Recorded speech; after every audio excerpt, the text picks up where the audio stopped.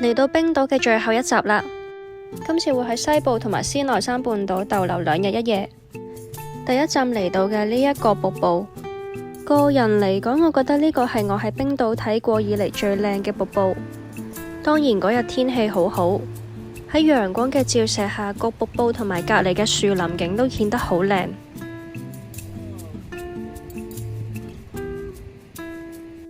而由於冰島佢嘅天然地勢，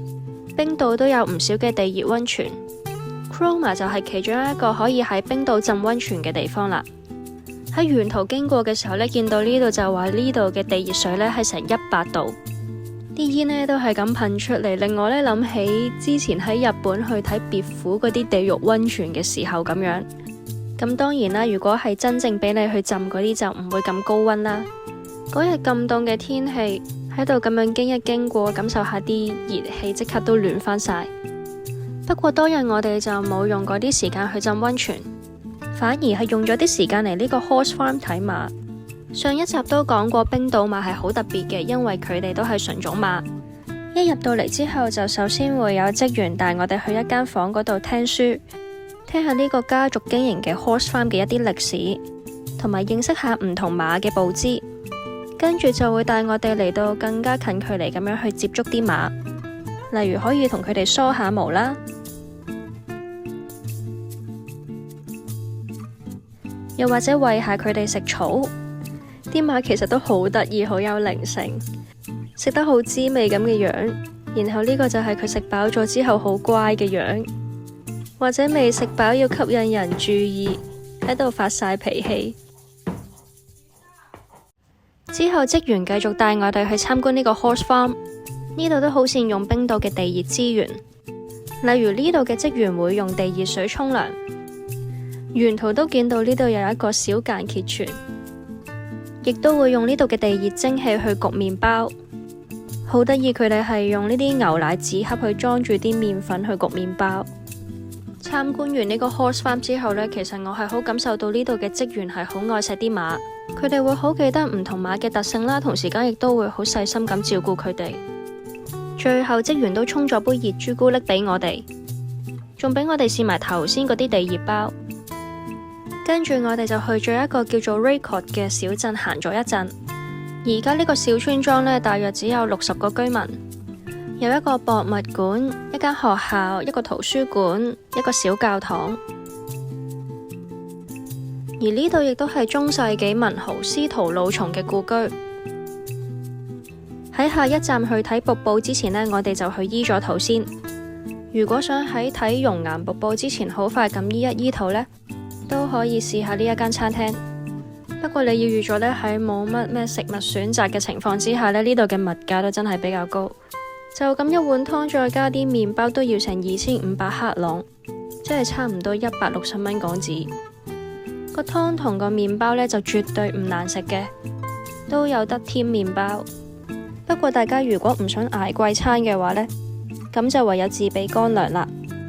呢個喀倫瀑布有別於其他瀑布，佢呢度有上百條嘅水源，係嗰啲冰川融水喺熔岩層流出嚟嘅。行多一段路仔之後就可以去睇埋隔籬嘅兒童瀑布。相傳呢度以前呢就有一條天然石橋，有2個小朋友呢喺行呢條瀑布嘅石橋嘅時候就喪生，所以就叫做兒童瀑布啦。咁呢個都係啲相傳落嚟嘅故事啦，而且我哋企嘅地方都好堅固，咁所以呢大家都可以放心。跟住我哋就去到呢一日嘅最後一個行程啦。呢度係冰島最大嘅熔岩洞穴之一，呢度都擺滿咗一啲火山石啊或者熔岩石。戴埋頭盔之後呢，就可以準備出發啦。正式去洞穴之前呢，我哋首先會經過一段5至10分鐘嘅路，嚟到入口啦。呢一啲就係火山爆發之後熔岩冷卻之後而形成一層又一層嘅岩石層。提一提大家，熔岩洞穴入面呢，長期都係處於大約4度，咁所以呢，都係會比室外會凍少少，咁大家就記住着多件衫啦。至於呢個洞穴嘅形成呢，就係源於一次喺公元98年嘅火山爆發，所以計返落嚟呢，呢度都超過1100年嘅歷史噶啦。而我哋當日踩住嘅同埋見到嘅牆身呢，全部都係一啲冷卻咗嘅熔岩。導遊話曾經有考古學家喺個洞穴入面發現咗一啲衣服同埋頸鏈嘅碎片，所以就推斷曾經有人係住過喺洞穴入面。但係由於冇發現到頭骨，所以呢就唔可以知道嗰個係男性定女性。有推斷話可能當時嗰個人呢係為咗逃避追兵，咁見到個洞涼涼地，但係又未至於去到凍死，咁就入嚟個洞嗰度避一避先啦。繼續行入去個洞穴，呢個就係我哋可行地方嘅盡頭啦。見到呢度有啲光，其實係開咗燈。如果唔係嘅話，其實真係黑到伸手不見五指。呢個就係真正熔岩洞穴攞出嚟嘅熔岩石，仲俾我哋見到呢個冰柱陣，係由於頂部嘅水持續咁樣落其中一個地方度結冰而成。依家睇返啲片都覺得好有一種探險嘅感覺。完結咗西部第一日嘅行程之後，我哋都搭車去到博爾加內斯，喺度瞓一晚之後，聽日就出發去斯內山半島。博爾加內斯係冰島西部嘅一個小鎮，咁所以就唔好預期呢度嘅酒店會好豪華啦。例如我今次住嘅呢間酒店啦，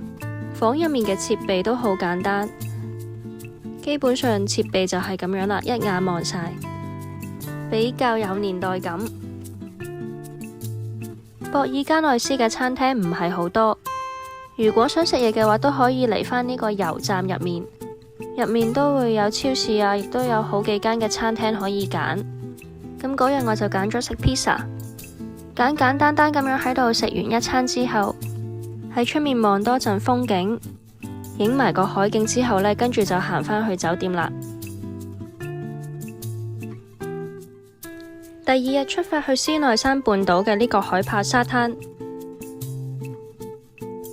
同冰島嘅其他黑沙灘唔同，呢個沙灘會有啲白色嘅沙。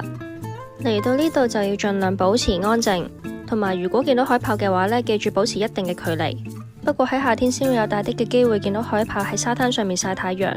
而我哋嗰日咁啱就睇唔到啦。呢個黑教堂呢係超過咗170年歷史，經過嘅話呢都可以去睇下。呢個叫做亞爾納斯塔皮小鎮，佢喺18世紀嘅時候曾經係一個漁村，之後因為受到冰島工業化嘅影響，村民先再慢慢搬遷到去到首都 Reykjavik。呢度雖然冇咩景點，不過大家都可以一路跟住個海岸線行，都會見到有唔同嘅自然景觀，例如有呢個石橋。之後車程大約10分鐘就會嚟到呢個怪石海蝕柱群，呢啲係經過海水長年嘅侵蝕之後而形成嘅熔岩石柱。上一集去過一個黑沙灘，今次斯內山半島都有一個黑沙灘。對比起上一集嘅黑沙灘呢，今次相對上就要行多少少路先到，沿途都可以望下周圍嘅火山石先。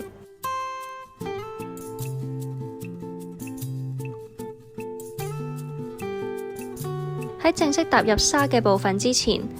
呢條路主要都係由一啲石仔所形成嘅。今次呢度唔只有唔同大細形狀嘅鵝卵石，仲有機會見到一啲沉船嘅殘骸。同樣地，呢度都要注意啲海浪，唔好行得太近，要小心安全。然後呢個大家驗眼嘅時候都有機會見過嘅，其實係海德里喪德嘅一間教堂。最後嚟到教會山，呢個好似草帽嘅形狀，都係斯內山半島嘅地標之一。總括嚟講，我覺得冰島係一個人生要必嚟一次嘅地方。喺呢度你會見到只有冰島先會出現嘅建築物，好彩的話仲有機會睇到極光，好多唔同嘅自然生態係你喺亞洲唔會見到嘅，唔同嘅冰川同埋瀑布，會令你驚嘆原來地球上面同埋大自然會有啲咁靚嘅一面。今次只係去咗冰島嘅西部同埋南部，有機會嘅話都好想再嚟多次去埋東部。